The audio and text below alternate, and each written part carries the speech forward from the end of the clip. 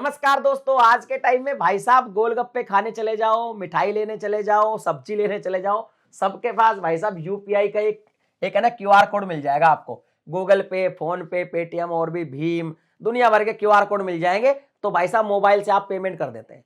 बल्कि लोगों की आदत इस कदर खराब है कि खाली जेब चले जाते हैं। भाई साहब सब्जी लेने चले गए, मार्केट चले गए कि ठीक है यूपीआई से पेमेंट कर देंगे, लेकिन यूपीआई ट्रांजैक्शन की लिमिट किसी को नहीं पता कि भाई कितनी लिमिट है, क्या रूल्स है इसके बारे में। तो बहुत सारे लोगों को यूपीआई से ट्रांजैक्शन करने पर भी हाई ट्रांजैक्शन वैल्यू का एक इनकम टैक्स का नोटिस आ रहा है। और ये नोटिस भाई साहब आपको भी आ सकता है अगर आप यूपीआई यूज करते हैं तो। लेकिन आज के वीडियो जो हम बना रहे हैं कंप्लीट आप देख लोगे तो फिर आपको नोटिस नहीं आएगा। आप नोटिस को अवॉइड कर सकते हो क्योंकि आपको सारे के सारे रूल, सारी लिमिट्स, सब कुछ पता चल जाएगा। और हम बिल्कुल बारीकी से डिस्कस करेंगे आज की इस वीडियो में। भले वीडियो कितनी भी बड़ी हो जाए लेकिन आपको एक एक पॉइंट में अच्छे से समझाने की कोशिश करूंगा। तो वीडियो को लाइक कर देना, चैनल को सब्सक्राइब कर देना। सबसे पहले समझते हैं कि एक्चुअल में यूपीआई की लिमिट जो है ना वो कैसे हम लोग कैसे मतलब कि अकाउंट की जाती है। तो यहां पे कुछ मिथ है लोगों को, वो मैं आपको बताता हूं। पहला मिथ तो ये है कि मान लो आपके 5-6 बैंक में अलग अलग अकाउंट है, तो आपने अलग अलग अकाउंट से अलग अलग यूपीआई बना रखी है। तो अब आप क्या करते हैं भाई साहब, इससे भी पेमेंट कर देते हैं, इससे भी कर देते हैं, इससे भी, इससे भी, इससे भी। और आपको लगता है मैं तो अलग अलग बैंक यूज करता हूं। लेकिन भाई साहब सारी बैंक अकाउंट में आपका जो पैन होता है, permanent account number, pan card लगा होता है। तो आप सारी बैंक का जो भी यूपीआई ट्रांजेक्शन करेंगे उसको मिला के लिमिट काउंट होगी। तो ये चीज तो आपको मैं क्लियर कर दूं कि सब में एक ही पैन लगा हुआ है और सारा का सारा ट्रांजेक्शन इस पैन नंबर पे हो रहा है। तो आप चाहे एक बैंक का यूपीआई यूज करें, आप 2 बैंक में खाता रखें, 3 में रखें, जितनी भी ट्रांजेक्शन आपकी हो रही है वो सारी की सारी जो है वहां पे काउंट होगी जुड़कर। तो ये चीज ध्यान रखनी है कि जितने भी बैंक में आपके अकाउंट है वो सब एक ही पैन नंबर से होते हैं। दूसरा, हमको ये लगता है कि जो क्यूआर कोड होता है उसको स्कैन करके जो हम पेमेंट करते हैं बस वही एक है ना यूपीआई पेमेंट होता है, जो क्यूआर लगा होता है ना दुकानों पे। नहीं भाई साहब, आप क्यूआर कोड पे करते हैं, आपको फ्लिपकार्ट पे कोई सामान खरीदना है, यहाँ पे भी आप यूपीआई से पेमेंट कर देते हैं। कोई ओटीटी प्लेटफॉर्म है वहां पे आपने यूपीआई को लिंक कर रखा है। कोई गेम वगैरह है उसमें अगर मान लो गेमिंग करते हैं आजकल के बच्चे या आजकल के यूथ जो गेमिंग करते हैं उसके अंदर भी काफी चीजें जो अंदर इन ऐप परचेज होती है वो खरीदने के लिए भी यूपीआई यूज करते हैं। तो आप यूपीआई का जहां भी इस्तेमाल करते हैं, चाहे क्यूआर कोड से, चाहे कोई शॉपिंग करने के लिए या कोई ओटीटी प्लेटफॉर्म पे जहां भी करते हैं, सारा का सारा आपका जो ट्रांजैक्शन है वो यूपीआई ट्रांजैक्शन होगा। सारा का सारा सारी बैंक का जुड़ के होगा और ये जो लिमिट्स होगी ये सारे के सारा यूपीआई ट्रांजैक्शन माना जाएगा। तो हमने ये क्लियर कर दिया कि यूपीआई ट्रांजैक्शन एक्चुअल में कहां कहां आप इस्तेमाल करते हैं। आगे बढ़ते हैं जी। अब बात करते हैं कि प्रॉब्लम एक्चुअल में होती क्या है कि भाई साहब इनकम टैक्स का नोटिस आता है। प्रॉब्लम कैसे होती है? तो प्रॉब्लम कैसे होती है जी, हमारे पास एक होता है जी सेविंग अकाउंट होए और किसी किसी के पास करंट अकाउंट होता है। लेकिन मोस्टली जो प्रॉब्लम हो रही है वो सेविंग अकाउंट वालों को होती है। क्यों होती है जी? मान लो आप डेली जो यूपीआई ट्रांजैक्शन करते हैं वो अप टू 10,000 करते हैं, 10,000 से कम करते हैं, तब तो ठीक है, सेविंग अकाउंट में कोई आपको ज्यादा इशू कभी आएगा नहीं, ना कोई नोटिस वोटिस आपके पास आएगा। लेकिन अगर आप डेली जो ट्रांजेक्शन कर रहे हैं वो 10,000 रुपीज से ज्यादा कर रहे हैं सेविंग अकाउंट में, तो प्रॉब्लम कहां आएगी भाई साहब? आपके सेविंग अकाउंट में अनलिमिटेड ट्रांजैक्शन हो रहे हैं। जो कि सेविंग अकाउंट बनाया किस लिए? सेविंग अकाउंट, बचत खाता, बचत करने के लिए बनाया गया था। लेकिन आप तो भाई साहब अनलिमिटेड इसमें ट्रांजैक्शन कर रहे हैं, तो आता है वो नोटिस। तो आप क्या करें, अगर आपके 10,000 रुपए डेली से भी ज्यादा अगर ट्रांजैक्शन करना पड़ रहा है आपको, तो भाई साहब करंट अकाउंट को जो है प्रेफरेंस दें। करंट अकाउंट सही है, करंट अकाउंट में आप डेली 10,000 से ज्यादा ट्रांजैक्शन कर सकते हैं, कोई दिक्कत नहीं है ज्यादा। तो करंट अकाउंट ज्यादा बेहतर है। अगर आप एक सेविंग अकाउंट रखते हैं और मल्टीपल ट्रांजैक्शन करते हैं तो आपको हाई वैल्यू ट्रांजैक्शन का जो है नोटिस आ जाता है। इसके अलावा बात करते हैं भाई साहब टैक्स की। देखो कई जगह आप जो क्या करते हैं, यूपीआई इसलिए यूज भी करते हैं क्योंकि हमको क्या मिलता है जी, हमको मिलता है कैशबैक।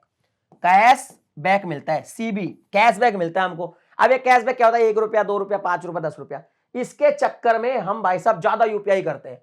तो भाई साहब अगर आपका एक साल में 50,000 रुपए से कम कैशबैक मिला, जो भी कैशबैक मिला आपको, जैसे मान लो कैशबैक मिला अप टू 50,000, ठीक है, 50,000 से कम मिला तो भाई साहब इस पर कोई टैक्स नहीं है। लेकिन 50,000 से ज्यादा अगर आप भाई साहब कैशबैक भी कमा रहे हो तो उस पर भी आपको टैक्स देना पड़ेगा। तो उस पर टैक्स देना पड़ेगा 50 ज्यादा।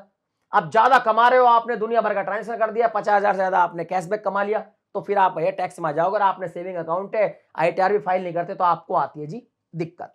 तो 50,000 से ज्यादा अगर आप करते हो तो आपको जो है टैक्स देना पड़ता है और आईटीआर फाइल करनी पड़ती है। ये भी एक प्रॉब्लम यहाँ पे शुरू होती है।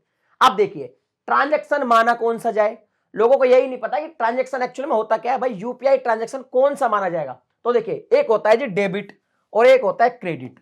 दोनों तरह के, चाहे आप क्रेडिट करो चाहे आप डेबिट करो, आपके बैंक में क्रेडिट हो रहा है डेबिट हो रहा है, तो यूपीआई के थ्रू आप कर रहे हो तो ये माना जाएगा एक्चुअल में ट्रांजैक्शन कि भाई इतने रुपए का ट्रांजैक्शन हो गया, मान लो 10 लाख का हो गया, 20 लाख का होगा, क्रेडिट किया आपने डेबिट किया। लेकिन अगर मान लो ये जैसे एक व्यक्ति है, इसने इसको पैसा दिया जी यूपीआई से, इसने कहा भाई मेरे को है ना 10,000 रुपए यार उधार दे दो, मैं आपको 3 दिन में लौटा दूंगा। 10,000 रुपए इसको दे दिया, इसने क्या किया 3 दिन बाद वापस 10,000 इस भाई को दे दिया, ठीक है 10,000 इसको दे दिया, तो ये जो है ना ये इसको नहीं माना जाएगा ट्रांजैक्शन। ये तो आपने इसको दिया और इसने वापस दे दिया। एक फाइनेंशियल ईयर जो हमारा है 1 अप्रैल से लेकर 31 मार्च तक का, उसमें अगर ये पैसा आपने इसको दिया यूपीआई से, इसने आपको दे दिया, तो ये ट्रांजैक्शन नहीं है आपका। लेकिन डेबिट और क्रेडिट वो आपका ट्रांजैक्शन आ जाएगा, इसको नहीं माना जाता, ठीक है ना, इसको लिमिट से बाहर रखा गया क्योंकि ये तो आपने लोन दिया और वापस आ गया सेम अकाउंट से, कोई दिक्कत नहीं है। अब हम बात करते हैं लिमिट्स की। तो लिमिट्स क्या है, अलग अलग तरीके से है। जैसे बैंक की अलग लिमिट्स है, इनकम टैक्स के हिसाब से अलग है और जीएसटी के हिसाब से अलग है। ये समझना बहुत जरूरी है। इसी के चक्कर में ये जो आपको नोटिस आ रहा है इनकम टैक्स के इसीलिए आ रहा है क्योंकि इसकी समझ नहीं है। अब देखिए बैंक्स की अगर बात करें तो वैसे तो अलग अलग बैंक जो है ना उन पे डिपेंड करता है कि वो अलग अलग तरह की जो है लिमिट्स देते हैं, पर मोस्टली अगर एक लिमिट देखी जाए तो बैंक्स आपको 10 लाख पर ईयर ट्रांजेक्शन की लिमिट देता है। ये हम सेविंग अकाउंट की बात कर रहे हैं, ठीक है, सेविंग अकाउंट में देता है कि इतना तो आप कर ही लीजिए, इसके बाद भी कर सकते हैं, कोई दिक्कत नहीं है, बट ज्यादा करोगे तो ये क्या करता है बैंक इनकम टैक्स को इन्फॉर्म कर देता है। अगर 10 लाख से ज्यादा करते हो तो 10 लाख पर ईयर का तो आप कर सकते हो ट्रांजेक्शन सेविंग अकाउंट में, बैंक आपको ये देता है। इनकम टैक्स कहता है जी 5 लाख पर ईयर तो आप कर सकते हो अगर आप आईटीआर फाइल नहीं करते तो। 5 लाख से ज्यादा करोगे और आप आईटीआर फाइल नहीं करते तो फिर इनकम टैक्स आपको नहीं कहता। इनकम टैक्स कहता है जी 5 लाख तक की लिमिट है, 5 लाख तक कर लो, आईटीआर ना भरो कोई दिक्कत नहीं है। लेकिन अगर आप 5 लाख से ऊपर भरते करते हो ट्रांजेक्शन करते हो तो इनकम टैक्स के हिसाब से आपको क्या करना पड़ेगा, आईटीआर फाइल करनी पड़ेगी। अगर आप आईटीआर फाइल नहीं करते हैं तो फिर दिक्कत कर देगा इनकम टैक्स, ठीक है। तो बैंक तो क्या कह रहा है कि 10 लाख कर लो, मुझे कोई दिक्कत नहीं है, 10 लाख से ऊपर करोगे अगर सेविंग अकाउंट में तो मैं भाई साहब सूचना दे दूंगा इनकम टैक्स विभाग को। और इनकम टैक्स कह रहा है कि 5 लाख रुपए तक कर सकते हो अगर आप आईटीआर फाइल नहीं करते तो, लेकिन आईटीआर फाइल करनी पड़ेगी अगर 5 लाख से ऊपर करते हो तो। अब करते हैं जी जीएसटी डिपार्टमेंट की बात। जीएसटी डिपार्टमेंट क्या कहता है, पर ईयर इसकी लिमिट क्या है, 20 लाख भी है और 40 लाख भी है। अब कहोगे भाई दोनों अलग अलग कैसे, तो देखिए अगर आप एक प्रोफेशनल हो, जैसे प्रोफेशनल आप काम कर रहे हो, डॉक्टर हो, वकील हो, सर्विस देते हो, आप प्रोफेशनल हो, सेल्फ एम्प्लॉयड हो, तो आपकी लिमिट 20 लाख रुपए है। यानी एक फाइनेंशियल ईयर जो होता है 1 अप्रैल से 31 मार्च, अगर उसमें आप 20 लाख रुपए से ज्यादा का ट्रांजेक्शन करते हो तो जीएसटी डिपार्टमेंट कहता है कि भैया जीएसटी नंबर ले लो, आपको लेना पड़ेगा। यह अनिवार्य है कि आप 20 लाख का ट्रांजेक्शन करते हो आप जीएसटी नंबर लेना पड़ेगा। और अगर आप ट्रेडर हो, व्यापारी हो, व्यापार करते हो, बिजनेस करते हो, आपकी कोई बड़ी शॉप है, डिपार्टमेंट स्टोर है, तो ये जो लिमिट है फिर ये 40 लाख है जी, कि 40 लाख रुपए से ज्यादा का अगर आप ट्रांजेक्शन करते हो तो आपको क्या लेना पड़ेगा जी, जीएसटी नंबर लेना पड़ेगा, ये अनिवार्य है। तो अगर मान लो आप ये ट्रांजेक्शन कर रहे हो, आपने ना ये लिया और आप सेविंग बैंक में करे जा रहे हो, यूपीआई करे जा रहे हो, है ना, तो आपको आती है दिक्कत। अब ये इतने सारे करते क्यों है भाई साहब, बहुत सारे धुरंधर है अपने यहाँ। वो क्या करते हैं कि ले भैया तू मेरे से यूपीआई में डाल ले, मैं कैश ले ले, या मुझे तू कैश दे दे, मैं तेरा यूपीआई कर देता हूं। आजकल बहुत चल रहा है ऐसा, कैश की जगह यूपीआई, यूपीआई की जगह कैश, कैश यूपीआई, और भैया लोग मजे मजे में कर रहे हैं, तो उनसे आपको बचना है। अब देखो आगे बढ़ते हैं, अब लिमिट समझते हैं पूरा का पूरा। यहां पे क्या है, अगर आप आईटीआर फाइल नहीं करते, ये इनकम टैक्स इनकम की बात कर रहा हूं, इफ नॉट फाइल आईटीआर, तो 5 लाख रुपए तक तो आप सेफ है। 5 लाख के ऊपर आपको आईटीआर फाइल करनी पड़ेगी। अगर आप आईटीआर फाइल नहीं करते तो 5 लाख से ज्यादा का कोई ट्रांजैक्शन मत करना। कहीं कैश के बदले यूपीआई, यूपीआई के बदले कैश करोगे तो आपको दिक्कत आएगी। इसके अलावा यहां पे क्या लिखा है, अगर मान लो आपने 1 करोड़ रुपए का सपोज ट्रांजैक्शन कर दिया 1 साल के अंदर, ध्यान से समझना, आप कोई आईटीआर फाइल नहीं करते, नो आईटीआर, कोई आईटीआर फाइल नहीं करते जी, और आप करते हैं जी यूपीआई से पेमेंट, दबा के पेमेंट करते हैं, ठीक है, कोई दिक्कत नहीं है। किसी को भी पेमेंट कर दिया, फिर उससे कैश ले लिया, या कैसे भी है यूपीआई से आप पेमेंट कर रहे हैं, और अगर मान लो आपने 1 साल में 1 करोड़ का पेमेंट कर दिया, आप कहोगे 1 करोड़ बहुत ज्यादा होता है, लेकिन क्या है कि जब हम ट्रांजेक्शन करते हैं पता ही नहीं चलता, 80-90 लाख, 1 करोड़, 1.25 करोड़ ऐसे ही कर देते हैं, क्योंकि हम तो दंड फंद करते हैं, जिसको हम कहते हैं इधर उधर करना पैसे को। और 1 करोड़ का सपोज एग्जाम्पल के लिए आपने 1 करोड़ रुपए का 1 साल में से आप ट्रांजेक्शन कर दिया, आईटीआर आप फाइल नहीं करते, तो अब देखिए सिंपल सी बात है कि जो भी इनकम आपके बैंक में आ रही है, जो भी इनकम आ रही है, कहीं से भी आ रही हो भले, आईटीआर फाइल आप करते नहीं हो, क्योंकि गवर्नमेंट को, ये इनकम टैक्स विभाग को आपने बताया तो है नहीं कि मेरी इनकम ये साहब, ये तो मेरा मतलब कि ये मेरी सच में इनकम है, ये पैसा कहीं और से, आपने डिक्लेयर तो कुछ किया नहीं है। तो जितना भी पैसा आपके आया वो भाई साहब आपकी क्या है, इनकम मान ली जाएगी, वो मान ली जाएगी इनकम। तो 1 करोड़ रुपया आपके बैंक में आ गया, कैसे भी आया हो, वो आपकी इनकम मानी जाएगी। अब नियम ये है कि अगर आपको 1 करोड़ रुपया आया तो 1 करोड़ रुपया आपकी मानी जाएगी इनकम, और 1 करोड़ इनकम पे मिनिमम आप 8% प्रॉफिट आपको दिखाना ही पड़ेगा। यानी जब आप आईटीआर फाइल करोगे, 1 करोड़ रुपए का ट्रांजेक्शन होगा, तो 8% आपको मिनिमम दिखाना ही पड़ेगा प्रॉफिट। इससे कम आप प्रॉफिट नहीं दिखा सकते, ज्यादा दिखा सकते हो लेकिन मिनिमम आपको 8% तो दिखाना ही दिखाना है। अब मान लो, आप सोचो आपके पास 1 करोड़ रुपया आ गया, भले ही आपकी उसमें कमाई हो 10 लाख, भले आपकी कमाई 10 लाख रुपया हो, क्योंकि आपने आईटीआर फाइल नहीं की ना, गवर्नमेंट को थोड़ी पता है, वो तो कहेगा 1 करोड़ रुपया आ गया आपके अकाउंट, तो 1 करोड़ आपकी इनकम है। अब उसके हिसाब से आपको 8% आपको मिनिमम दिखाना ही पड़ेगा। तो 8% भी अगर मिनिमम आप प्रॉफिट दिखाओगे तो हो गए 8 लाख रुपए। 8 लाख हुए कि नहीं हुए? 8 लाख हो गए। और इनकम टैक्स विभाग क्या कहता है, 5 लाख तक, भैया 5 लाख के बाद तो आपको टैक्स देना ही पड़ेगा। अब बाकी का जो 5 लाख तक तो फ्री था, उसके बाद का जो पैसा उस पर तो आपको टैक्स देना पड़ेगा।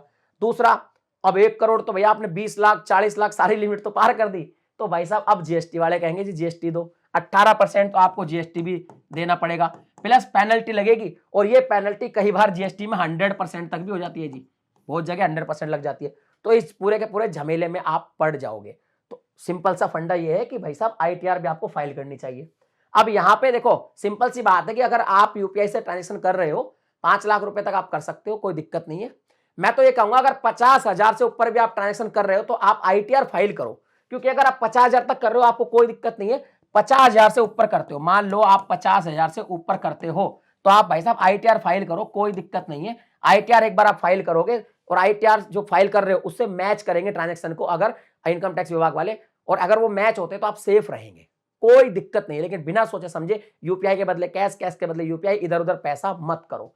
एक अपडेट आया था यूपीआई में, वो भी मैं आपको बताता हूं कि एक फीस लगने वाली थी, इसको हम बोलते हैं interchange fees, interchange charge fees, है ना, इंटरचार्ज भी कुछ भी बोल सकते हैं। ये 1.1% लगेगा, लेकिन ये 1.1% लगेगा, इसके चक्कर में बहुत सारे लोग यूपीआई से पेमेंट नहीं लेते हैं। लेकिन देखो सिस्टम इसमें यह है कि अगर आप 2,000 रुपए से कम का ट्रांजेक्शन करते हो तो ये फीस नहीं लगती है, और 2,000 से ज्यादा का ट्रांजेक्शन करते हो तो ये फीस लगती है। लेकिन ये फीस एंड कंज्यूमर पर नहीं लगती, ये कंज्यूमर पर नहीं लगेगी, या तो बैंक को लगेगी या तो फिर जिसको आप पेमेंट कर रहे हो उस वेंडर को लगेगी, बट कंज्यूमर को नहीं लगेगी। अब कंज्यूमर कौन है? यूपीआई का मैं हूं, जैसे मैं यूपीआई यूज कर रहा हूं तो मुझे ये फीस नहीं लगेगी, तो मेरे को डरने की कोई भी दिक्कत नहीं। और ज्यादातर हम यूपीआई 2,000 से कम की करते हैं अगर कुछ सामान खरीदते हैं तो ये वो अपडेट था। तो यूपीआई में लिमिट क्या है आपको समझ में आ गया कि भैया 50,000 से ऊपर अगर हम जा रहे हैं, कैशबैक में जा रहे हैं, कैसे भी जा रहे हैं, तो सिंपल सी बात है कि आपको जो है तो आईटीआर फाइल करनी है, और आईटीआर फाइल नहीं करते तो भैया उतना यूपीआई ट्रांजेक्शन करने से बचे। एक चीज और, 50,000 अगर कैशबैक आपको 50,000 से ज्यादा का कैशबैक मिलता भी है तो ये मानो इतना सारा कैशबैक जो मिलेगा ये बहुत बड़े ट्रांजेक्शन पे मिलेगा।